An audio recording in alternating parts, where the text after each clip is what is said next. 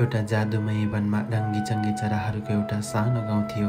त्यहाँ रातो तिरमिरा, नीलो बुलबुल, पहेँलो सुनचरी र हरियो लोप्चे सधैँ बस्थे। सबै चराहरू गाउन, नाच्न, रमाउन खुबै रमाउँथे।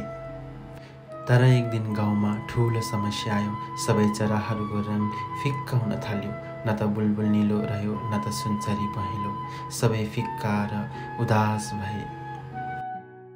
त्यसपछि सानो चरा प्यारी चरीले सबैलाई भेला गरियो र भनिन्, हामी जादु फूल खोज्न जाउँ, जसले हामीलाई फेरि चम्किलो बनाउन मद्दत गर्छ। सबै चरा मिलेर लामो यात्रा थाले। उनीहरूले अग्लो पहाड चढे, गहिरो खोला तरे र जङ्गलको बीचमा पुगेर एउटा चम्किलो फूल भेटाए। त्यो थियो रङ्गीन फूल।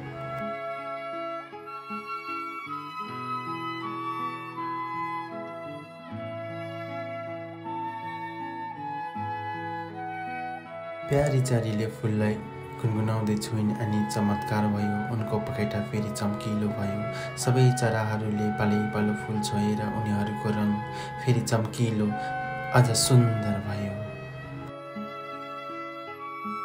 गाउँ फर्कँदा चराहरूले रमाइलो नाचगान गरे। अब हरेक वर्ष उनीहरू रङ्गी फूललाई धन्यवाद दिन एउटा ठुलो रङ्गी चरा महोत्सव मनाउने निर्णय गरे। र त्यस दिनदेखि त्यो गाउँ सधैँ रमाइलो, रङ्गीन र जादुमय बनिरह्यो। भाइ बहिनीहरू, तपाईहरूलाई मेरो कथा कस्तो लाग्यो? यस्तै नयाँ नयाँ कथाहरू सुन्न चाहनुहुन्छ भने, हेर्न चाहनुहुन्छ भने कमेन्ट र च्यानललाई सब्सक्राइब गर्न पनि नभुल्नुहोला। म आउनेछु फेरि नयाँ नेक्स्ट भिडियोमा। By by.